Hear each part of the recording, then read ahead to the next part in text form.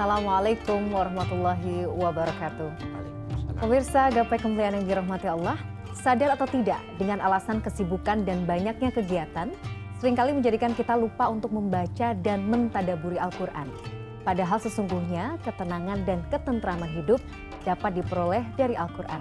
Banyak ulama mengatakan dekat dengan Quran membuat seseorang hamba menyadari kewajibannya dalam beribadah hingga senantiasa berusaha untuk menjaga kewajibannya tersebut. Ia akan berhati-hati terhadap apa yang dilarang Robnya, mencintai apa yang dicintainya.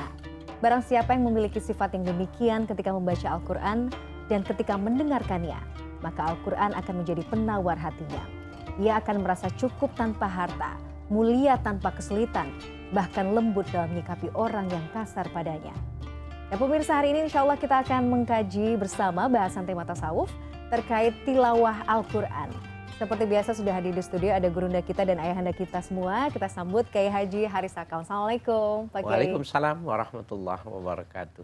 Sehat Pak Kiai hari ini? Alhamdulillah sehat, walafiat. Semoga Mbak Mila dan pemirsa juga sehat ya? juga banyak. Amin ya robbal alamin. Terima kasih Pak Kiai sudah Amin. senantiasa hadir di sini.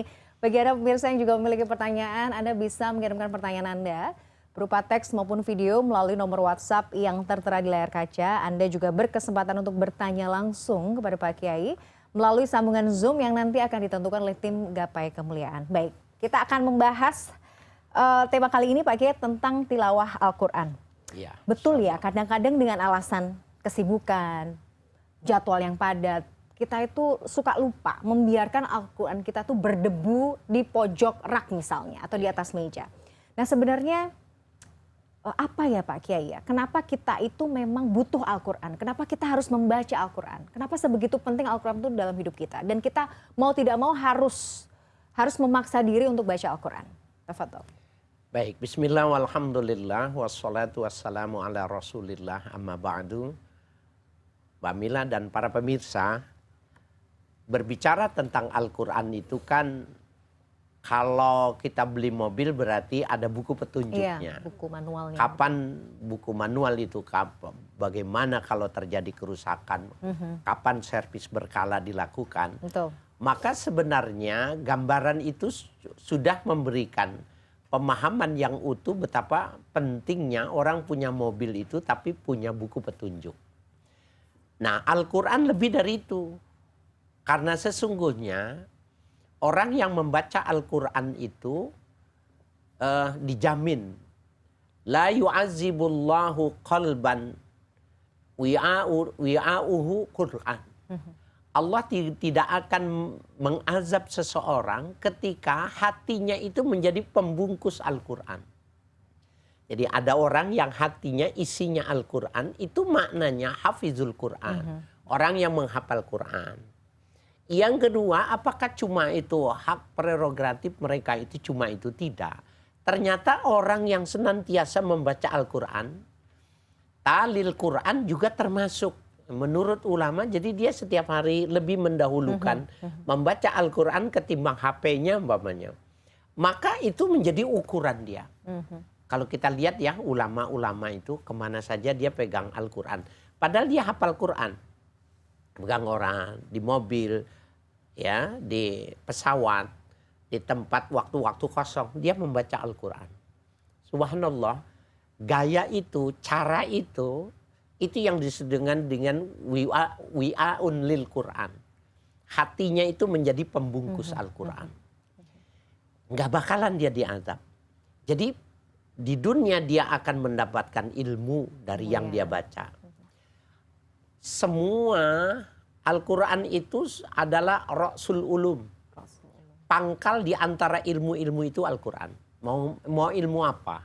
Sebutkan aja yang ada di muka bumi.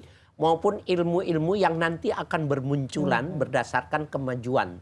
Cara berpikir dan peradaban manusia. Itu sebenarnya sudah ada di dalam Al-Quran. Bahkan orang yang mau mempelajari Al-Quran, dia sudah bisa lebih maju dari tempat dia berdiri. Betul. Ya, nah jadi keuntungannya banyak sekali. Bukan cuma sekedar berpahala. Betul. Pahala udah otomatis. Udah otomatis ya. Iya. Tapi untuk diri kita itu juga, itu tadi ya, ada saya baca sebagai penyembuh, sebagai penawar juga, sebagai solusi hidup ya Pak Kiai ya. Kadang-kadang misalnya kalau lagi pusing dengan urusan dunia gitu ya Pak Kiai ya, jeda sebentar kemudian baca Quran. Kadang-kadang tuh Allah tuh memberikan jawaban ya, menyejukkan hati kita tuh lewat Quran memang ya. Iya, kita ini kan punya himmah ya. Himmah itu semangat. Nah, cuma kadang-kadang semangat kita itu dibelokkan ke HP gitu loh. Iya betul. Sebenarnya kalau kita tuh himmah kita adalah Al-Quran, maka sesungguhnya yang lain itu menjadi tidak penting. Gitu. Karena semuanya sudah dia mendapatkannya. Saya beberapa kali ya menjumpai ulama-ulama itu yang menampakkan sesuatu yang luar biasa, tetapi saya setelah dia selesai, saya bingung kapan dia belajarnya gitu. Saya punya guru ini umpamanya, saya tahu ya dari biografinya itu, pendidikannya cuma SD. Tetapi dia belajar agama sedemikian rupa, sehingga doktor, orang-orang magister ngaji sama beliau, dari lantaran ketinggiannya. Suatu saat dia menjelaskan tentang ekonomi mikro, ekonomi makro itu. Dia menjelaskannya secara fasih itu. Ketika berbicara zakat kemudian dikomparasi dengan ekonomi makro umat gitu. Ekonomi global. Dalam hati saya belajarnya kapan?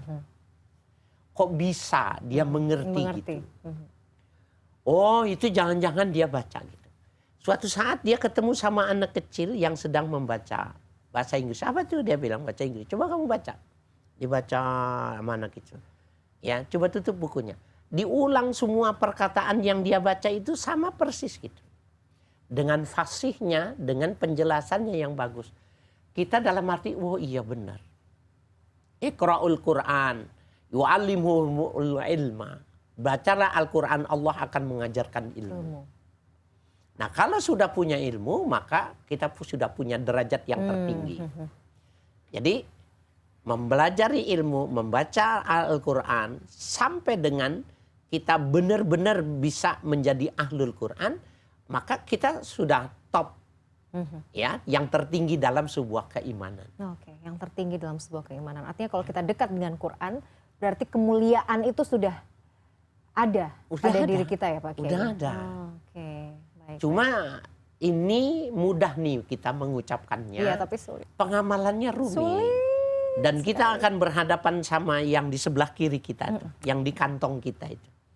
Nah, jadi beli Al-Quran yang kecil. Dia yang kita taruh di kantong.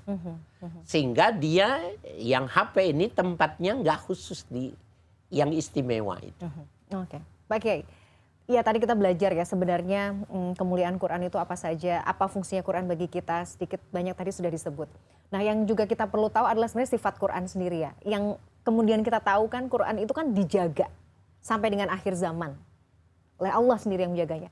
Bagaimana kita mendefinisikan itu? Kalau menjaganya itu dalam bentuk gimana ya? Itu menggambarkannya seperti apa Pak Kiai?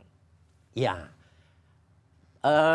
sampai dengan saat ini ada beberapa kitab yang masih abadi. Ada yang abadi namanya, tapi ada yang secara fisik masih abadi. Seperti Al-Quran, Injil, Taurat ini masih abadi, dalam artian fisiknya masih ada. Zabur, kemudian Suhuf Ibrahim wa Musa. Suhuf itu lembaran-lembaran, karena dia jumlahnya, memang peradabannya belum maju, jadi tidak dalam bentuk kitab gitu.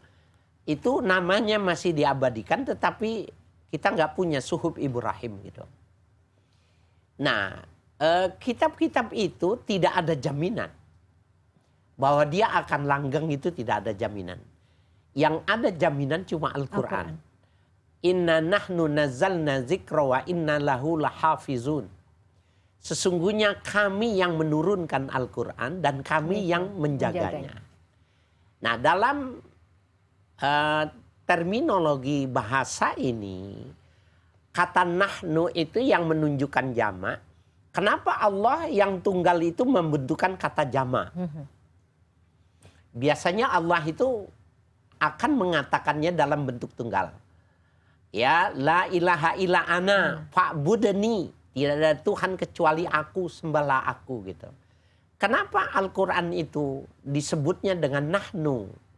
Karena memang secara zahir itu ada keterlibatan selain Tuhan. Iya. Al-Quran itu dibawanya oleh malaikat Jibril yang memperatarai antara Allah dengan Nabi Muhammad. Kemudian Nabi Muhammad yang diajarkan. Kemudian Nabi Muhammad yang mengajarkan sahabatnya dan lain sebagainya. Makna hafizun itu juga maknanya bisa ayuhafazun. Mereka itu bisa menghafalnya, bisa menjaganya. Jadi tidak ada sejarah orang menghafal Injil kecuali Isa.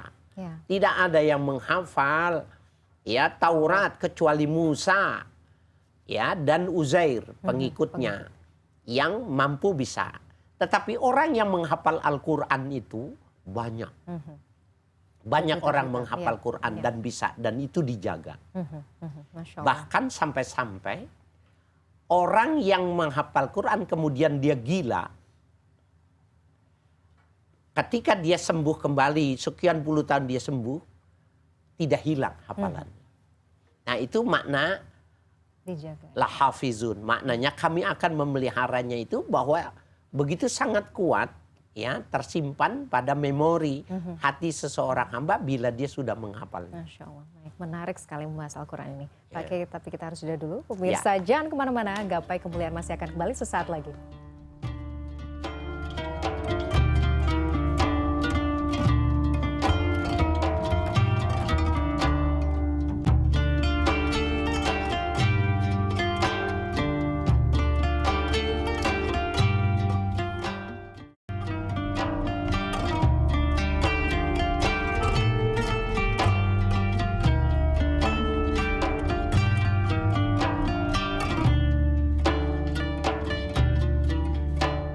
Pemirsa, terima kasih Anda masih menyaksikan Gapai Kemuliaan dalam episode Tilawah Al-Quran. Nah, seperti biasa Pak Kiai, di segmen kedua ini Iya, baik. sudah ada pertanyaan yang masuk dari pemirsa Gapai Kemuliaan. Mari kita simak bersama. Assalamualaikum warahmatullahi wabarakatuh. Saya Dede Rijal, profesi saya sebagai manajer digital marketing di sebuah perusahaan e-commerce dan TV shopping. Saya ingin bertanya, sebagaimana yang ditawarkan dalam Instagram Pak Kiai. Saya memilih pertanyaan nomor 3, yaitu membaca Al-Quran. Membaca Al-Quran di dalam sholat, apakah boleh kalau kita sambil memegang Al-Quran? Bahkan sampai ada yang menghatamkan Al-Quran, jadi setiap sholat itu sambil memegang Al-Quran.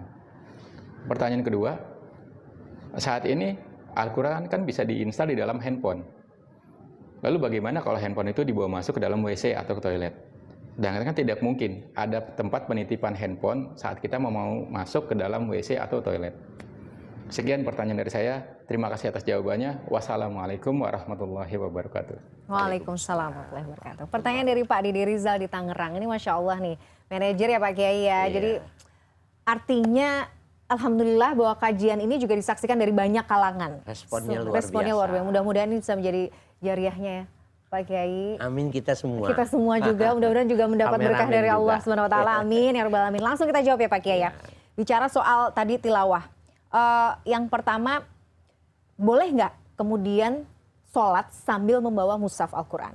Seperti apa? Dan yang kedua, kalau kemudian sekarang kita sudah ya Al-Quran di aplikasi ada di handphone dan kita bawa kemana-mana, kan sebenarnya memudahkan kita juga untuk baca Al-Quran gitu. Tapi di sisi lain kalau harus dibawa ke kamar mandi ini bagaimana adabnya? Hukumnya seperti apa? Silahkan. Ya baik, bismillah, walhamdulillah, salatu wassalamu ala rasulillah, ma ba'du. Dalam hadis-hadis ya dijelaskan oleh Nabi kita Muhammad sallallahu alaihi wasallam seperti faqra'u ma tayassara minal Qur'an. Di dalam salat itu bacalah Al-Quran yang mudah bagimu. Apakah yang dimaksud dengan faqra'u, bacalah itu maknanya membaca ada yang dibaca, atau membaca maknanya mengucapkan dengan lafaz? Maka ulama berpendapat dua-duanya boleh. Jadi bagi orang yang menghafal Quran, menghafal surah tertentu, kemudian dia membaca maknanya, yaqra'u ma fi qalbih, dia membaca apa yang ada di dalam hatinya, boleh. Kemudian yaqra'u kama fil mushaf, dia membaca bagaimana yang terhadap yang ada di dalam mushaf yang sudah dikodifikasi itu, yang sudah dibentuk cetakan itu boleh. Dalam mazhab-mazhab tidak ada ittifaq, tidak ada ya kecuali bersepakat diperbolehkan.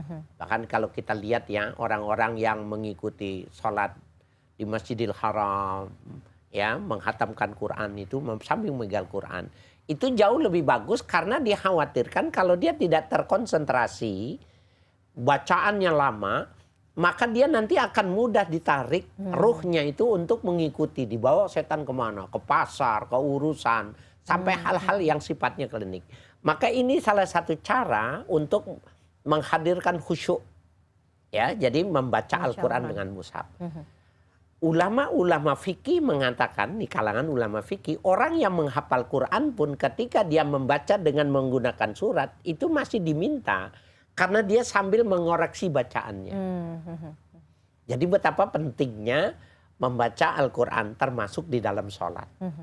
Jadi boleh ya Pak Rizal kalau kita ingin sholat memberi Quran yang kecil kita kantongin, kita baca. Sehingga dalam sekian bulan kita sudah bisa menghatamkan. Itu boleh. Yang kedua bagaimana maksudnya barangkali WC ya bukan kamar mandi. Iya betul. Kalau kita baca hadis ahkam ya Bulughul Maram, Umdatul Ahkam atau Sunan Abu Daud, kumpulan hadis tentang hukum itu bahwa Rasul Shallallahu Alaihi Wasallam itu memakai cincin di kelingking sebelah kanan. Dan di sini ada tulisannya Muhammadur Rasulullah, itu yang dipakai stempel karena Nabi tidak menandatangani stempel. Suatu saat Nabi masuk ke tempat yang sudah khusus buat buang air itu, kemudian lupa, maka beliau memutarnya, kemudian digenggam. Ya, beliau melanjutkan buang airnya, tetapi ini digenggam terbalik semacam ini. Nah, kalau kita analogikan dengan HP, install Al-Quran, apabila kita posisi tertutup, tidak dalam posisi on, itu sama dengan cincin yang ditekan. Yang tidak boleh kita di dalam WC dia posisi on, terbuka itu yang tidak boleh. Nah, oleh karena itu dalam pengertian yang off semacam ini nggak apa-apa. Yang kedua sebaiknya dikantongin sehingga tidak terlihat. Itu juga dalam pengertian perlindungan, penghormatan. Adab ya. Ya, adabnya diantaranya semacam itu. Bahkan kalau perlu saya tambahkan ini Mbak Mira, kan megang Quran itu kalau mazhab Syafi'i harus berwudu. Iya, harus berwudu. Nah, install Al-Quran itu kalau kita lihat itu spesifikasinya itu Al-Quran itu cuma sekian persen. Iya, dibandingkan ada banyak aplikasi yang lain. Ada musik, teknologi segala macam dan lain sebagainya itu. Maka dia seperti hukum tafsir. Kita kalau membawa Al-Quran wajib membaca, wajib berwudu. Tapi kalau membaca tafsir, karena tulisan tafsir lebih banyak dari Al-Qur'annya, maka cuma sunnah saja, tidak wajib. Oke, Pak Kiai, kembali pada mungkin pertanyaan pertama soal bolehkah membawa mushaf ya dalam sholat. Adakah, saya pernah membaca ada beberapa ketentuan misalnya, kalau untuk sholat wajib tidak diperbolehkan, tapi bolehnya sholat sunnah. Atau sebenarnya seperti apa Pak Kiai? Apakah betul demikian? Sebenarnya untuk membaca kalimat faqra ma tayassara minal Qur'an, coba redaksinya. Baca olehmu yang mudah bagimu. Bagi orang yang sudah hafal itu mahir, maka dia nggak perlu membaca. Tetapi bagi orang, jadi kapasitas dia orang yang kelas apa? Kalau dia bukan penghafal Al-Quran, nggak apa-apa. Apakah dia sholat wajib, apakah sholat sunat, sama ya, disamakan. Yang penting memudahkan. Jadi kalau memang belum hafal surat dan memang dengan membaca mushaf itu lebih mudah, ya kenapa tidak gitu ya? Iya, betul. Kayak dilihat dulu konteksnya ya Pak Kiai. Menarik sekali, tapi kita harus jeda dulu Pak Kiai. Pemirsa, Gapai Kemuliaan masih akan kembali. Kami akan kembali sesaat lagi.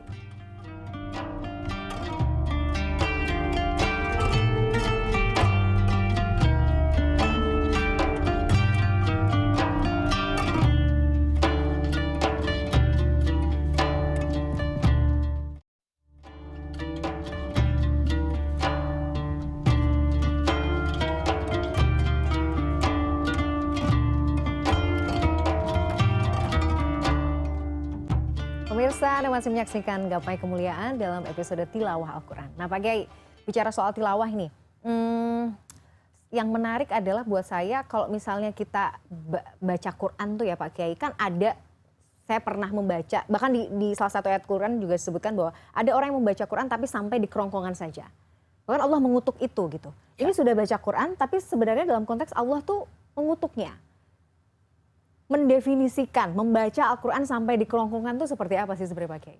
Baik, ada satu riwayat hadis yang diriwayatkan oleh Anas bin Malik. Bahwa Nabi bersabda, rubatalin lil Quran wal Quranu yul'inu.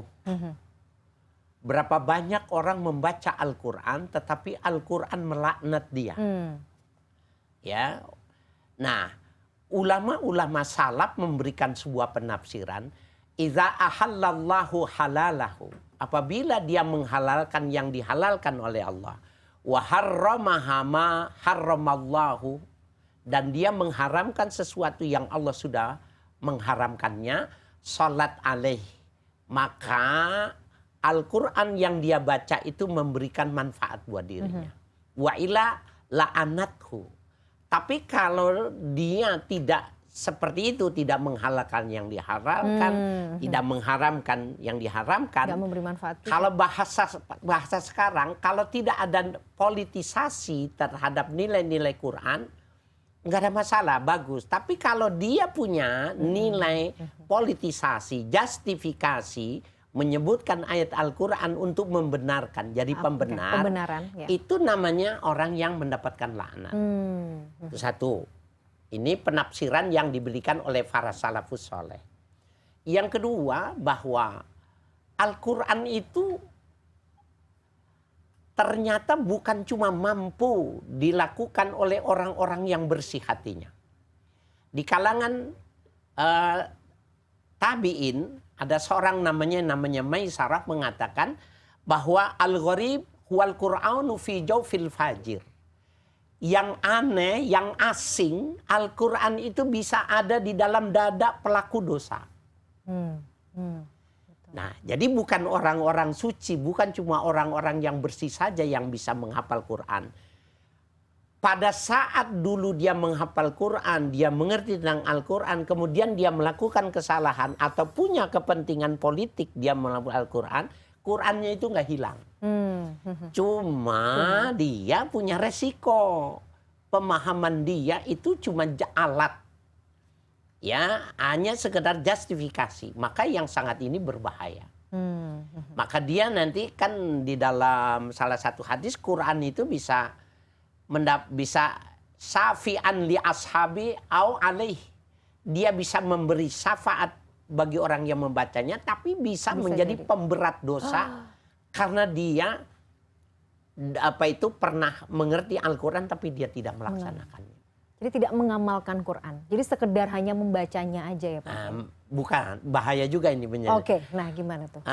Kalau membacanya tapi tidak menyimpangkan nggak ada masalah, tetap berpahala. Oke, tapi kalau membaca kemudian justru menjadikan itu justifikasi untuk melakukan hal yang sebenarnya tidak boleh. Boleh. Itu yang jadi pemberat ya.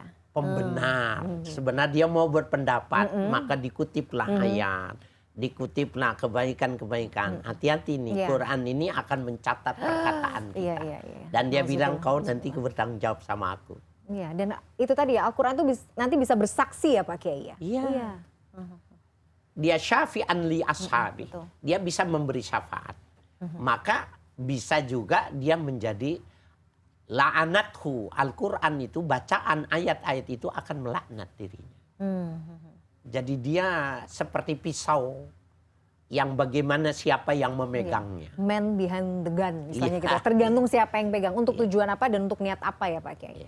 Nah Pak Kiai, biasanya kan ada orang-orang yang misalnya saya Pak Kiai, wah saya pengen ngejar cepet khatam nih sebenarnya. Ya udah pokoknya baca cepet aja. Kadang-kadang artinya mentadaburinya ya udah nanti aja, yang penting cepat. Ada yang mungkin memilih yang penting saya sedikit baca Qur'annya tapi plus dengan artinya supaya bisa mentadaburi betul gitu. Sebenarnya mana yang paling afdol Pak Kiai? Dilihat kalau dia masih pemula, melancarkan, memasihkan, makharijnya tepat, maka dia konsentrasinya itu volumenya yang banyak. Jadi dia lebih bagus memperbanyak bacaan sampai dia fasih. Dan ini penting nih ya Mbak Mila, kita sampaikan kepada para pemirsa.